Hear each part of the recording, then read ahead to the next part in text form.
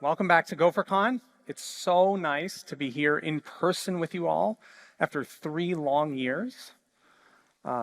So it's really nice to see this room and to see all your faces and some masks. I'll be masked the rest of the conference, but it's so nice for everyone to be here. And I just want to say, welcome back. So this talk is about compatibility, which I know sounds boring. In fact, if this weren't the opening talk, maybe you'd have skipped it. But boring can be good. Back in the early days of Go 1, Go was exciting and full of surprises. And every week we cut a new release and everyone got to roll the dice and see what we'd broken in their code. We released Go 1 and its compatibility promise to stop that excitement so that new releases of Go would breed boring. Because boring is good. Boring is stable. Boring means being able to focus on your work and not ours. So today, I want to tell you about the important, difficult work that we do to keep Go boring. First, we'll look at Go 1 compatibility and what it does and doesn't mean. Then we'll look at how we on the Go team try to avoid breaking your programs. But programs still break, so we'll look at how they break. And that leads to a few ideas about changes we might make to Go to break fewer programs. And then I'll finish with an update on Go 2. So let's start with Go 1 compatibility. For Go 1, we published a document titled Go 1 and the Future of Go Programs, and it laid out a very clear intention. We wrote, it is intended that programs written to the Go 1 specification will continue to compile and run correctly, unchanged, over the lifetime of that specification, and that Go programs that work today should continue to work, even as future releases of Go happen. There are a few qualifications to that. First, compatibility means source compatibility. When you update to a new version of Go, you do have to recompile your code. And second, we can add new APIs, but not in a way that breaks existing code. The last part of the document warns, it is impossible to guarantee that no future change will break any program. And then it lays out a number of reasons why programs might still break. For example, it should make sense that if your program depends on a buggy behavior and we fix that bug, then that breaks your program. But we try very hard to break as little as possible and to keep Go boring. There are two main approaches we use to keeping Go boring. And the first is API checking. Perhaps the clearest fact about compatibility is that we can't take away API, or else the programs that use it will break. So here's a program someone has written that we can't break. We can't remove package OS. We can't remove the global variable os.stoodout, which is an os.file. And we can't remove os.file's method writeString. Now, it might be a little less clear that we can't even change the type of os.stoodout, even if we change it to something else that has all the same methods. This program wouldn't break, but this one would. It passes os.stoodout to a function called greet, and greet requires an argument of type pointer to os.file. So changing os.stoodout to some other type or to an interface would break this program. To help us, we use a tool that maintains a list of all the exported API that has been in previous Go releases. And that's separate from the packages API. And then we run a test that checks that the package API matches those files. If there's new API, it has to be added to the files. And if API gets removed or changed, the test tells us and keeps us honest. But a tool like this only finds API breaks. So even if the tool is happy, there can still be other problems. And that leads us to our second approach, testing. The most effective way to find unexpected incompatibilities is to test existing programs and tests against new versions of Go.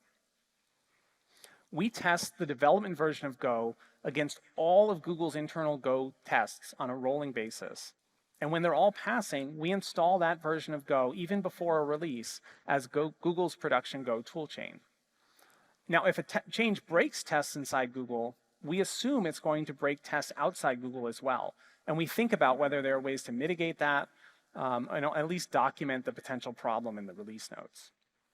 I want to show you two subtle problems we found when preparing Go 1.1. Here's some code that runs fine in Go 1. Package main declares myattr, which is a composite literal of type net.tcpattr. And package net defines tcpattr as a struct with two fields, IP and port. These match the composite literal, so the code compiles. In Go 1.1, the program stopped compiling. Even though the program is unchanged, the compiler now reports that there are too few initializers in the struct literal. The problem is that Go 1.1 added a new field, zone, and now that there are 3 fields, an untagged literal needs to specify all 3. The solution is to write out our code from the start using tagged literals, specifying that these 2 values are for the IP and port fields. Then when zone is introduced, the code keeps compiling and the literal uses the 0 value for zone. This requirement to use composite literals for the standard library is explicitly called out in compatibility document, and vet reports these problems. This was new enough in Go 1.1 that we left a short description in the release notes, but now we would just mention there's a new field. The second problem we found has nothing to do with APIs, it had to do with time. Shortly after Go 1 was released, someone pointed out that time.now returned microsecond precision, but that we could make it use nanosecond precision instead. That sounds good, right? More precision, better. So we made that change. But that broke a handful of tests inside Google that were kind of like this one, where they call time.now, save it, reload it, and expect to get the same time. If save and load only store microseconds, then this test works fine in Go 1, but it fails in Go 1.1. So to help fix tests like this, we added round and truncate methods to discard unwanted precision, and in the release notes, we documented the problem and the new methods.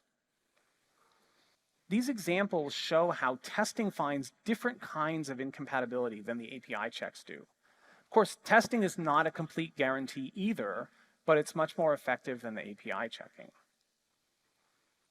These problems in Go 1.1 emphasize to us how much of our effort working on Go and compatibility would be spent on correct, reasonable changes that nonetheless break your programs. So let's turn our attention to why programs break today, and despite our best efforts. Most compatibility issues can be placed in one of 3 categories: output changes, input changes, and protocol changes. And we'll look at all 3. The most straightforward category is output changes, where a function gives a different output that's equally correct or even more correct, but if code is written to expect the old output, it will break. We just saw one example with time.now and nanosecond precision. Another example happened in Go 1.6, where we improved the implementation of sort to make it run about 10% faster. Now here's an example program. It sorts a list of colors by length of name.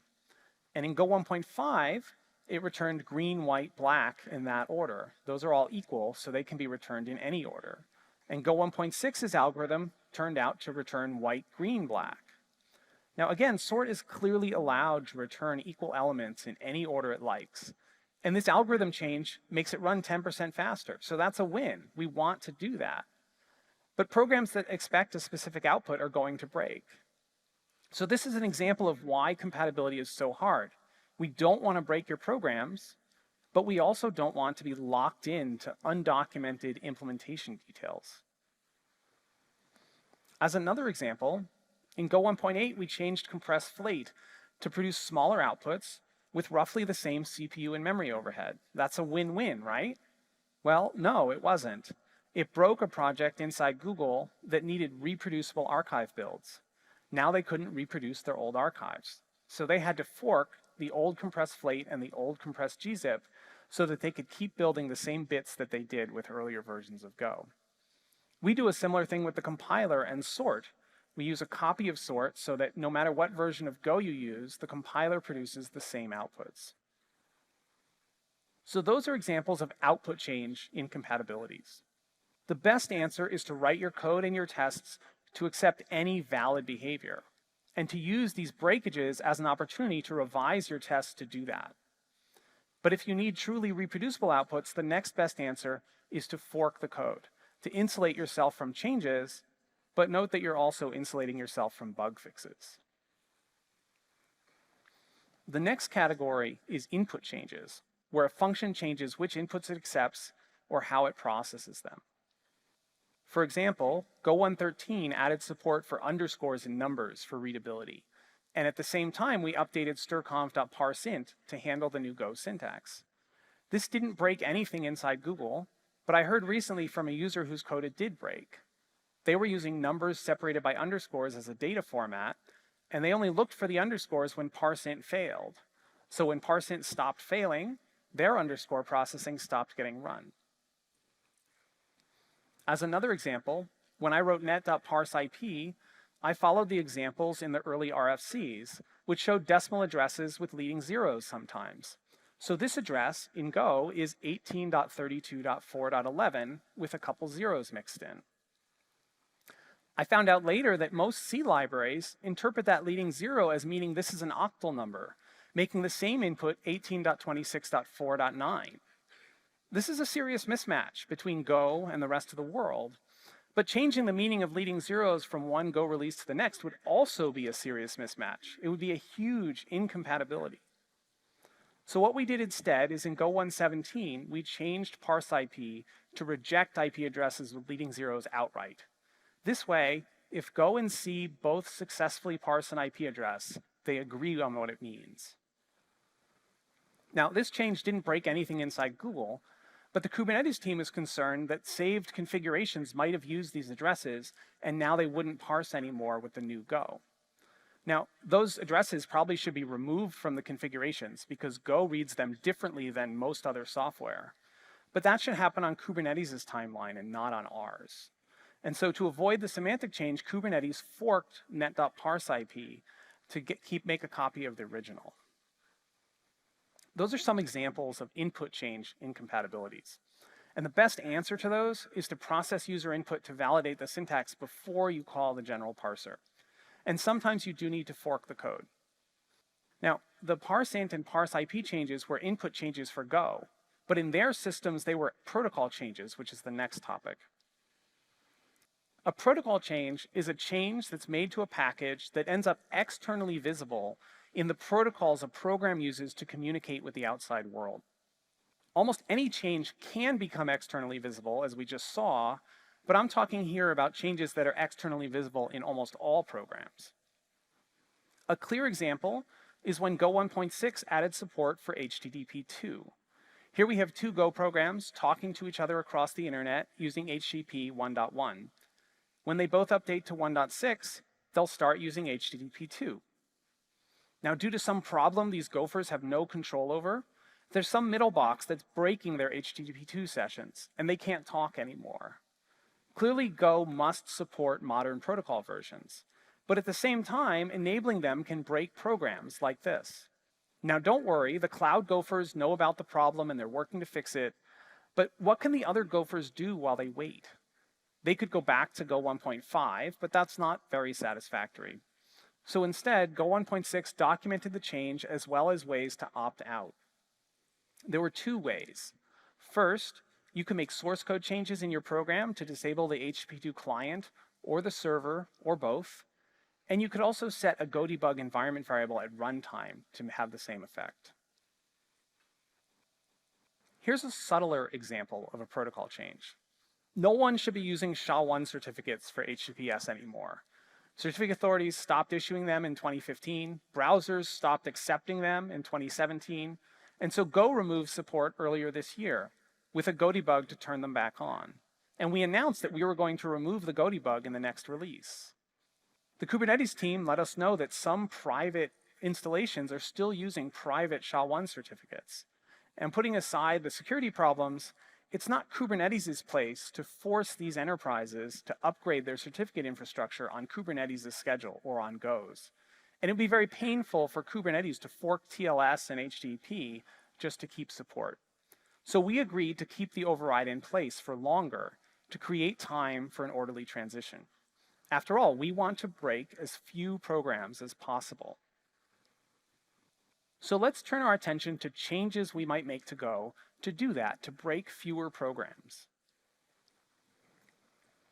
There are three different ideas I want to show you, one each for backward compatibility, forward compatibility, and language compatibility. Backward compatibility means new Go toolchains building old Go programs. We want those programs to continue to work exactly as before, or at least as close as possible. And we think we can make that happen more often by expanding our use of GoDebug. First, we would guarantee that add a GoDebug setting anytime we make a compatible change that nonetheless breaks existing programs. Second, we'd guarantee that these settings would last at least 2 years, although some may last even longer. We're not planning to remove the HTTP2 overrides. And third, whenever possible, we'd provide runtime metrics counters to count the number of times that the GoDebug setting changed the way the program would have behaved, so that users can monitor whether they're still making use of the old settings or not. Fourth, we'd provide a way to set specific GoDebugs in source code so that a binary can have its own defaults independent of the environment. Because it applies to the whole program, these lines would only have effect in package main, but it would let people distribute programs and not have to tell them, oh, to keep this program running, you have to set this environment variable. Of course, there's still the problem of knowing which GoDebugs you should set. So fifth and last, we derive the default GoDebug settings from the Go version in the main module's go.mod. So if your project has a go.mod file that says Go 117, the latest version of Go turns out to be the best implementation of Go 117 available. It has all the latest bug fixes and stability fixes and optimizations. But when compiling a Go 117 program, it still provides the Go 117 semantics above and beyond the compatibility promise. That's backwards compatibility. Now what about forwards compatibility, which is old versions of Go trying to compile newer programs? Today, an older version of Go will do a best effort attempt to compile programs that have Go lines listing newer versions. If the build succeeds, the Go command assumes everything worked. But if the build fails, usually with a mysterious error that somehow says, I don't understand your program, the Go command prints a note at the end that says, by the way, there's this version mismatch. This approach only helps if the new code definitely doesn't compile with the old Go. And the failures printed before the note are very confusing for users. So we'd like to improve this experience. The way to do that is for an older Go version to notice that the code is newer and then download and re-exec an appropriate version of Go when the go.mod file asks for one. So in this example, the Go command sees that it's too old and it downloads and runs Go 118 instead. Now to be clear, Go 117 does not work this way, but we're thinking about maybe some future version of Go should. So this is not going to be in the next release, but it's something we're considering. And speaking of things that are not going to be the next release, but that we're considering, let's talk about language compatibility.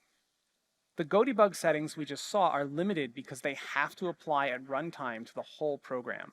There's no coherent way for net.parseIP to behave one way when called from one package and a different way when called from a different package. But language compatibility is easier because it affects compile time decisions, so we can change them on a per package basis.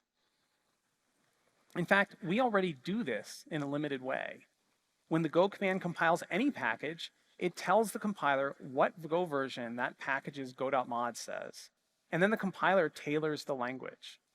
So in this example, the main module says Go 119, so it can use generics, and it can use numbers with underscores. But its dependency module A says Go 117, so the packages in A can use numbers with underscores, but not generics. And the dependency module B says Go 112, so we can't use either one of those new features. We could use this same mechanism to remove or fix sharp corners in the language that repeatedly cause problems. For example, we saw that the very first compatibility problem we had in Go 1 involved untagged struct literals. Now, GoVet has reported cross-package untagged literals ever since, and that created an ecosystem convention, but not a hard rule. We could strengthen that convention to a rule by using the per module Go version. We could decide that in some future version of Go, modules using that version or later have to use tags in cross-package literals.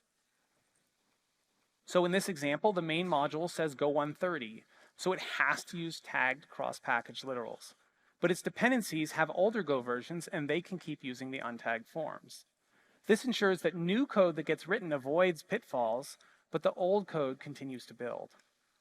And when you update your module to the new Go version, there will be a tool to completely automatically update the code.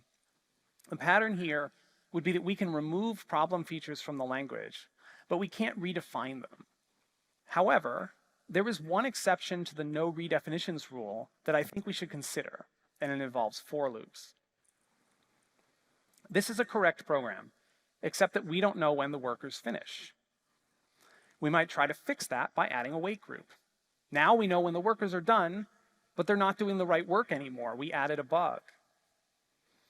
The original code was correct because the Go statement copied K and V as arguments to the function in the new Go routine. And the new code is buggy because the closure captures and shares the for loop variables K and V, and then they get overwritten on the next iteration of the loop. So one fix is to pass the variables as arguments to the new Go routine. And the other fix is to introduce iteration-scoped copies of the variables. Look, we have all made this mistake. There are various checkers in the ecosystem for this bug. Vet looks for certain patterns, but it can't find all of them because it would cause false positives as well. Other tools take a different approach, over-reporting the problem, which forces people to write x:=x lines that they don't really need. In fact, for some tools, the false positive rate can be as high as 90%. Go's race detector will report the problem in the program we just looked at, but it can happen in single-threaded programs too, and the race detector won't notice. So our decision to use per loop variables in Go is the only one I can think of that in retrospect makes more programs wrong than right. And the only complete solution here would be to change the semantics. It would eliminate this class of bugs, it would eliminate the need for these incomplete checkers, and it would ensure that no more time and money is wasted on production problems and debugging when people make this mistake. So I think it might be time to fix this, and even better, we have a compatible way to roll out the fix. As you've no doubt guessed, the way to roll out this change is to use the go.mod Go version lines. If we make the change in Go 130, then packages in modules that say Go 130 or later would get the new semantics, and packages in modules with earlier versions would get the old semantics. And just like with untagged literals, old code and new code would coexist in the build. This is the sort of change that we used to push off to Go 2, but modules give us a compatible way to make that change in Go 1. That takes us to the update on Go 2 that I promised. When I quoted the Go 1 compatibility promise earlier, I left out one phrase. That phrase is, at some indefinite point, a Go 2 specification may arise, but until that time, your programs keep working. And so many people have asked the obvious question implied by that phrase. When should we expect the Go 2 specification that's going to break all of our programs? And the answer is never. Go 2, in the sense of breaking with the past and throwing away all the old programs, is never going to happen. Go 2, in the sense of being the major revision of Go 1 that we started toward 5 years ago, has already happened. But there won't be a Go 2 that breaks Go 1 programs. Instead, we're going to double down on compatibility, which is far more valuable than anything we could get from a break with the past. And in fact, I believe that prioritizing compatibility was the most important design decision that we made in Go 1.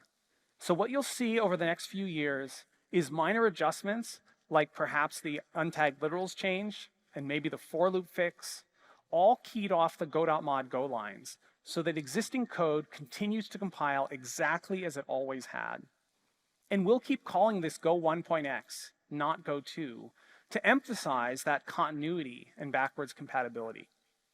And we'll keep doing everything we can to keep Go boring for all of you. Thanks very much for being here and joining us today. It's great to see all of you, and welcome back to GopherCon.